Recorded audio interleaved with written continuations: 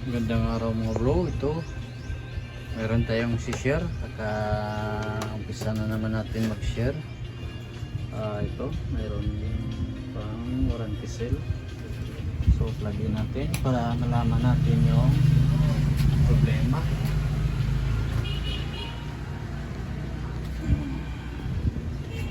Yan, so on lang natin. Ito nag-kulay red na on. Yan, may dipan smart, kaso lang hindi pino yung ano niya, parang mayroon siyang mga hairlines. Hintayin natin kung ano pang trouble siya, no? Lumabas yan. Yan. So buksan na lang natin mga bro. So ito na, nabuksan na natin. So yun yung kanyang mainboard at saka power supply. So wala siyang tikon. Yan. So ang gagawin natin, subukan natin mag-isolate. So isolate muna natin dito sa right side pag nakataob. Tapos testing natin. Plug in. Yan, nag-power. So yun na natin. On. Silip. So yan. Display. Wait lang.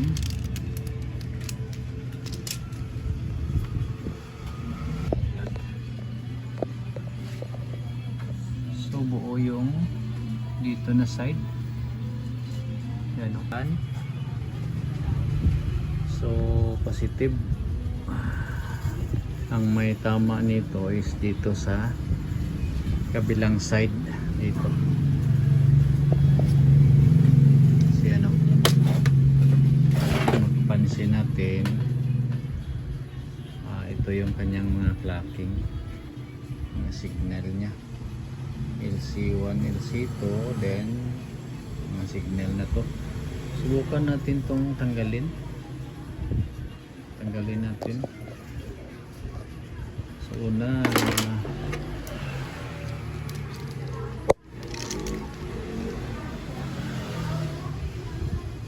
yan o,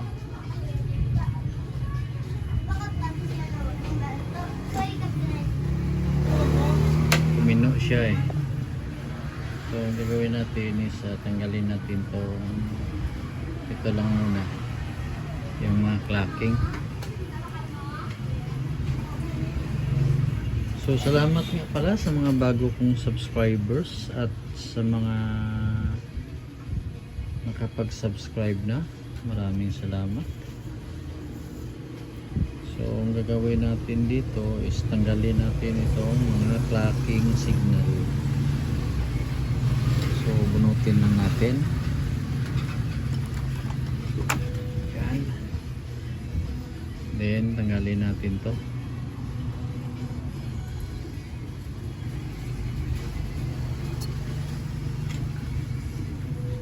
Bukan nating hit.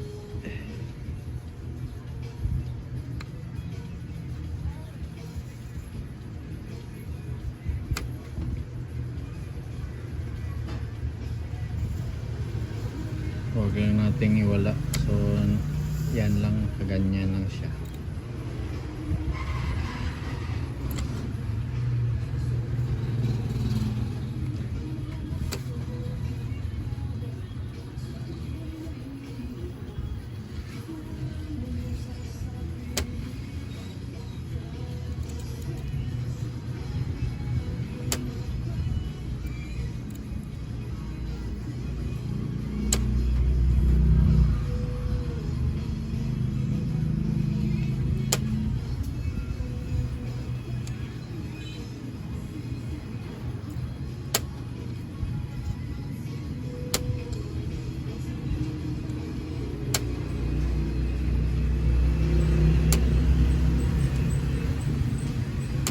inubos natin.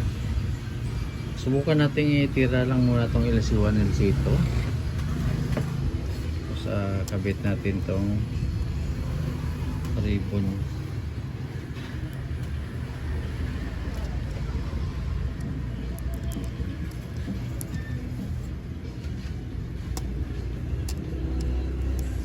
Yan.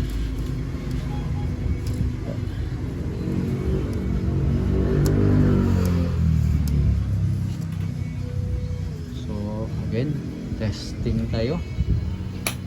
Plug.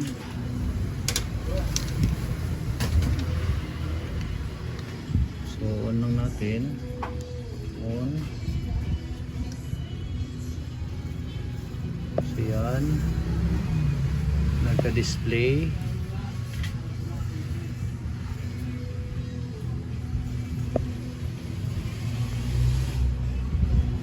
So lumabas pa rin yung weight niya pag ikabit natin. So tinanggi ano, mayroon pa rin siyang mga vertical lines. Yan. So ang hindi natin natanggal dito itong LC1 LC2. So tanggalin natin.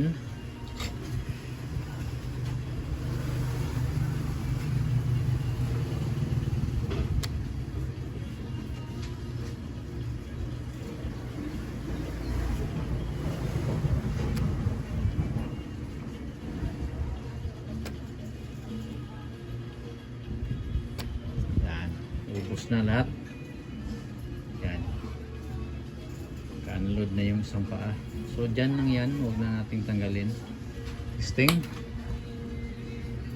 Yan. Nag-power. So natin. On. Then ayan. Puminis na siya.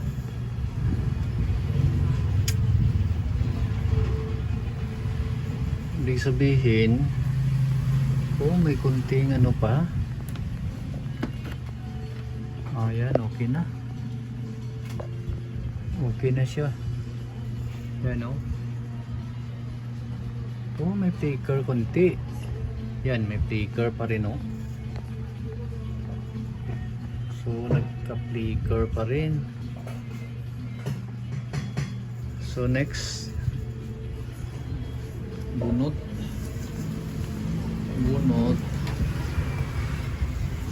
Tumino siya kanina nung tinanggal natin to, ganun pa rin. Tapos tinanggal natin to na lahat ng signal CKB, hindi pa rin, ganun pa rin nung tinanggal natin LC1 LC2, tumino pero may flicker. So next steps, dito tayo sa kabila, subukan natin tanggalin itong LC1 LC2. Itong dalawa pwede nating isa lang muna tanggalin natin. Isang resistor. Yan. Then dito sa kabila ganun din yung LC1 nya. Tingnan natin kung titino siya na wala na siyang swapping. Kung hindi na ba siya mag-flicker. So testing, plug, on natin, on. Ayan, flicker pa rin. Ano, so nag-flicker pa rin siya. So ang gagawin natin dito is mag-modify tayo. Ang gagawin natin, yung LC1, mag-jump tayo ng supplyan natin, LC1, LC2, BGH, BGL. Hanap tayo ng voltage dito sa kanyang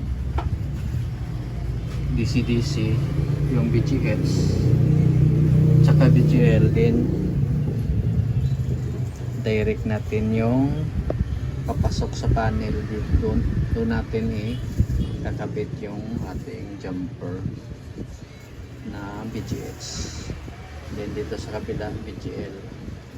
yung papasok sa panel, yung i-unload, i-unload natin yung galing dito sa DC-DC, then yung supply natin yung diretso sa panel para wala na siyang swapping voltage, para mag-stable yung kanyang VGH, VGL, wala na siyang swapping voltage. So try natin, pause lang muna natin, then execute natin kung paano. Balik na lang tayo pag mapastar na natin. So tuloy tayo. So ito yung ginawa natin.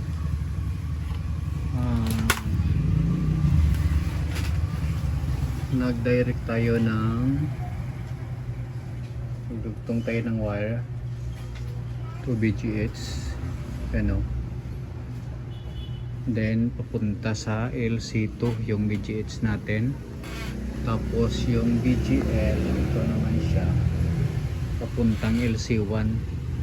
Tapos ang kinabitan natin dito sa LC1, LC2 yung out, yung papasok sa panel, kasi dito sa una sa N is swapping dito. So swapping ang lumalabas na supply. So tinanggal natin yung apat na resistor dyan. Sa out tayo nagkabit. Kung i-trace natin, papunta yan, papasok sa panel. So yan lang ginawa natin dito sa kabila. Yan, tinanggal natin yung mga resistor dyan kasi sira na talaga yung kabilang side. Ngayon testing natin kung hindi na ba siya mag-flicker.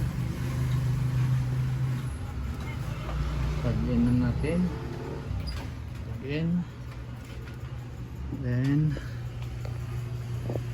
on lang natin sa manual. On. Yan. Pino siya at saka hindi na siya nag-flicker. Yan.